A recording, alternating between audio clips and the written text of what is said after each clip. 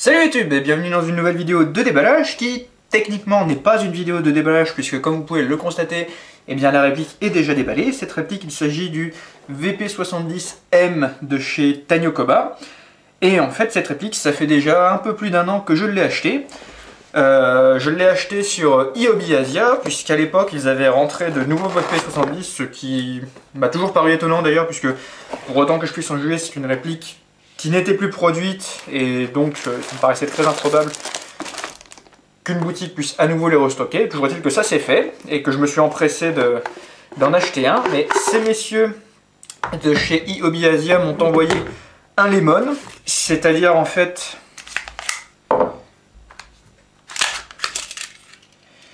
qu'ils m'avaient envoyé une tête de piston, c'est-à-dire la partie grise que vous voyez ici. Ils m'en avaient envoyé un modèle dont cette tête était complètement déchiquetée, donc la réplique était bien entendu totalement non fonctionnelle lorsque je l'aurais acheté. Je leur ai bien sûr signalé, ils m'ont bien sûr pas du tout réglé mon problème, et ils me proposaient que je renvoie la réplique à mes frais, qu'ils me remboursent un montant ridicule de la réplique. Enfin voilà, j'ai décidé que oui mais non, que j'allais garder la réplique et attendre patiemment une occasion de pouvoir la rendre fonctionnelle. Et cette occasion, eh bien, c'est Julien de chez Impulse qui me l'a fourni en me trouvant une tête de piston toute neuve qui m'a permis d'enfin rendre mon VP70 Tanyokoba fonctionnel. Et je suis content de pouvoir enfin le montrer sur ma chaîne, car ça fait partie de ces répliques que j'avais très envie de montrer sur ma chaîne. Alors comme vous l'avez vu, on a droit à une boîte en carton assez sommaire et nous avons le droit à ce mode d'emploi qui est bien sûr entièrement en japonais, hein, Tanyokoba oblige, avec un joli dessin de Monsieur Tanyokoba en personne. Et donc dans le cas présent, j'ai bien entendu la réplique en elle-même. J'ai cette plaquette qui en fait vient se fixer à la crosse dans le rail prévu à cet effet, et qui permet en fait de porter la crosse sur la ceinture, puisque la crosse permet également d'ailleurs d'emporter la réplique de cette façon. C'est en quelque sorte un combiné holster crosse. Et enfin bien sûr la crosse peut s'adapter à la réplique de cette façon-là. Et lorsque la crosse est fixée à la réplique, eh bien, on dispose d'un sélecteur de tir ici sur la crosse qui permet de choisir entre le mode coup par coup et le mode rafale de 3. Alors le VP70, qu'est-ce que c'est? C'est pas forcément l'arme la plus connue du monde, mais à l'époque de sa sortie, elle était relativement novatrice à bien des égards, puisque c'est le premier pistolet qui était fabriqué avec une carcasse en polymère, une douzaine d'années je crois avant le Glock. Par ailleurs, c'était aussi l'un des premiers pistolets à avoir vraiment une très haute capacité, puisqu'il embarque des chargeurs de 18 coups, sachant qu'un Glock qui est sorti encore une fois une douzaine d'années plus tard, ça en embarque 17. À l'époque, c'était vraiment une capacité extrêmement impressionnante. Et ce qui est amusant avec le VP70, c'est que c'est aussi en quelque sorte le dernier représentant de l'ancienne façon d'aborder les pistolets, surtout en Europe. On a notamment le levier de désenclenchement du chargeur qui se situe ici, en bas de la poignée. C'est une façon de faire typiquement européenne, qui dans la première moitié du XXe siècle était assez employée, mais voilà, c'est vraiment tombé en désuétude aujourd'hui. C'est certainement l'un des derniers pistolets à disposer de ce genre de mécanisme. Ici on peut voir un gros bouton, mais contrairement à ce qu'on pourrait penser, il ne s'agit pas du bouton de désenclenchement du chargeur, mais tout simplement d'une sécurité. Quand on enclenche comme ça, ça bloque la détente et on ne peut plus l'actionner. Là la sécurité est désenclenchée et je peux appuyer sur la détente. Il y a aussi le fait que voilà, la forme est quand même très caractéristique, la queue de détente est très caractéristique également, avec cette forme en U assez surprenante. Mais c'est une arme qui n'a pas beaucoup fonctionné. Car comme souvent avec HK, c'était une arme qui était très chère, qui était un peu compliquée, et elle avait notamment un gros défaut rédhibitoire, c'est le poids de la détente. Si je ne dis pas de bêtises, c'était une arme donc, qui était en double action seulement, et il fallait une pression sur la détente de 4 kg. Bien sûr, ce poids de détente extrêmement important impactait la précision du tireur, et la plupart des gens qui avaient eu l'occasion d'essayer cette arme-là ne l'avaient du coup vraiment pas appréciée. On a aussi alors je ne sais pas si c'est pareil sur le vrai, mais on a des organes de visée qui sont assez caractéristiques et un peu surprenants. c'est pas un système habituel. On a aussi le fait que la culasse ne se bloque pas en arrière lorsque le chargeur est vide. Pour le coup, la réplique eh bien, reproduit cet aspect-là, c'est-à-dire que voilà, il n'y a pas d'arrêt-tour de culasse. La culasse revient en avant même lorsque la dernière cartouche du chargeur est tirée, ou dans le cas présent, lorsque la dernière bille du chargeur est tirée. Voilà, ça faisait quand même beaucoup d'éléments qui ont fait que le VP70 n'a pas très bien fonctionné, mais c'est néanmoins une arme qui a marqué l'évolution des armes de poing semi-automatiques au cours du XXe siècle, en étant le premier pistolet de production à disposer d'une carcasse en polymère, et le premier pistolet à disposer également d'une capacité de chargeur vraiment énorme, c'est-à-dire plus de 15 cartouches, alors qu'à l'époque 15 cartouches c'était généralement vraiment le maximum constaté. Alors le démontage est assez réaliste, il faut abaisser le loquet ici, tac. Ensuite il faut tirer la culasse en avant, la soulever en hauteur de cette façon-là, la ramener en avant, et elle se retire. Pour autant que je puisse en juger, l'intérieur est également relativement réaliste. On a le canon fixe, comme sur le vrai, avec le ressort de rappel qui se situe autour du canon. On peut voir également la clé Allen, enfin la vis Allen qui ici permet de régler le hop-up.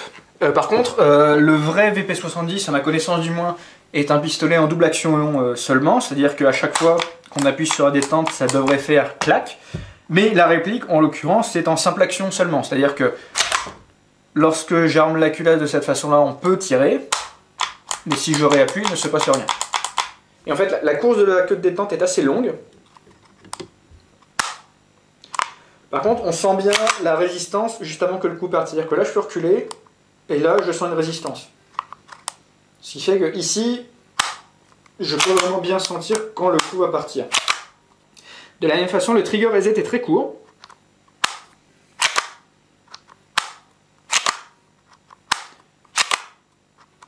En revanche, sur la réplique, il est totalement imperceptible, c'est-à-dire que je n'entends et je ne sens rien avec le doigt. Là, je pense que le trigger reset est fait, et pourtant je n'ai absolument rien senti et rien entendu.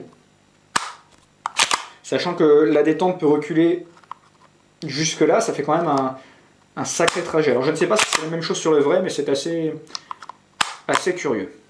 Une petite anecdote amusante à propos du nom d'ailleurs, VP70. Il y a une légende urbaine qui court disant que VP70 c'est la même chose que Volkswagen. Volkswagen ça veut dire littéralement la voiture du peuple, Volk, peuple et Wagen la voiture. Et des tas de gens pensent que eh bien, VP70 ça signifie Volk Pistol, le pistolet du peuple. Je crois d'ailleurs qu'à l'heure où je fais cette vidéo, c'est marqué sur le Wikipédia anglais du VP70. Mais en fait, VP70, ça ne veut pas dire Volk Pistol 70, ça veut dire Voll automatische Pistole. Ce qui pourrait se traduire par pistolet entièrement automatique ou quelque chose comme ça. Ce qui dans l'absolu n'est d'ailleurs pas techniquement exact, puisque même lorsqu'on met la crosse, ça n'est pas entièrement automatique, mais ça fait des rafales de 3 coups. Toujours est-il que ça ne veut pas dire Volk Pistol, contrairement à ce qu'on pourrait penser. Le 70, ça signifie tout bêtement la première année de production, c'est-à-dire 1970, sachant que la production s'est arrêtée, je crois, en 1989. Bizarrement, c'est une arme qu'on associe beaucoup à la saga Alien, et en particulier le deuxième volet Aliens de James Cameron. Alors qu'il fait certes une apparition dans le film, mais qui n'est pas spécialement épique. D'ailleurs, on associe énormément ce pistolet à Vasquez, qui est le soldat garçon manqué du groupe, alors que Vasquez n'utilise pas un VP70, mais un Smith & Wesson modèle 39, je crois. On comprend que ils aient utilisé ce pistolet pour son aspect un peu futuriste, surtout pour l'époque. Du coup, ça fait partie de ces armes qui sont plébiscitées par les amateurs de la saga Alien, dont je fais partie. Niveau apparition dans la fiction, on peut éventuellement citer Resident Evil 2, puisque c'est le pistolet de base de Léon Kennedy. D'ailleurs, il trouve la crosse au cours du jeu, ce qui lui permet d'effectuer des rafales de 3 coups. Voilà, après, c'est vraiment la seule référence de fiction qui me vient à l'esprit. Je ne suis pas certain qu'il ait fait d'autres apparitions remarquées. Mais bon, Resident Evil 2, c'est peut-être mon épisode préféré, donc ça reste quand même très, très sympa pour moi d'avoir une réplique du coup du pistolet de Léon Kennedy. Et en somme, voilà, après avoir passé quasiment un an avec une réplique qui ne fonctionnait pas, je suis vraiment très content d'avoir enfin trouvé la pièce qui m'a permis de réparer la réplique, et à ce titre, je salue encore une fois Julien de chez Impulse. Et non seulement il m'a trouvé la pièce, mais il m'a également trouvé des chargeurs supplémentaires.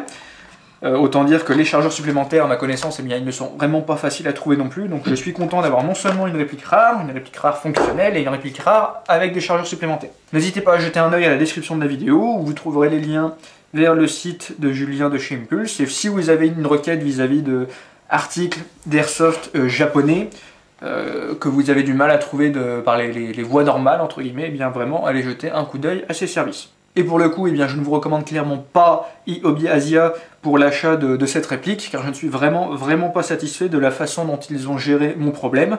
À côté de ça, bon, je dois bien reconnaître que la réplique en elle-même, bon, c'est pas forcément la réplique la plus épique du monde non plus. C'est un peu le problème constant, je suppose, qu'il y a avec les répliques rares, c'est qu'on a tendance à un peu les idolâtrer, les idéaliser en se disant waouh, elles vont être géniales, et en fait pas forcément. Ça me fait un peu penser au micro Uzi Maruzen, où à l'époque, lorsque j'ai réussi à le mettre entre mes mains, j'étais assez content d'avoir mis les mains là-dessus, et au final, faut reconnaître que c'était pas exceptionnel, et ça me fait un peu cet effet-là avec le VP70, quoi.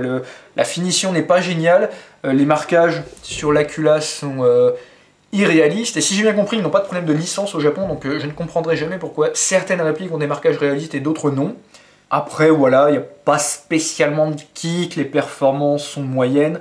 Autant l'USP Tanyokoba, que j'avais déjà présenté également, je l'avais vraiment trouvé sympa. Autant ici, le VP70, bon, voilà, sans plus, quoi. Je suis content d'avoir une réplique GBB de VP70 dans les mains. Maintenant, c'est clairement pas la réplique GBB que j'aime le plus parmi toutes celles qui me sont passées entre les mains. Voilà, je crois que j'ai dit tout ce que j'avais à dire à ce sujet. Je vais bien sûr aller faire une vidéo de tir comme à chaque fois. J'espère que j'aurai l'occasion de faire un petit test de performance quand même si la température commence à baisser drastiquement, et pour les GBB, c'est pas forcément l'idéal. Et moi je vous dis à une prochaine fois pour une prochaine vidéo. Merci d'avoir regardé, salut!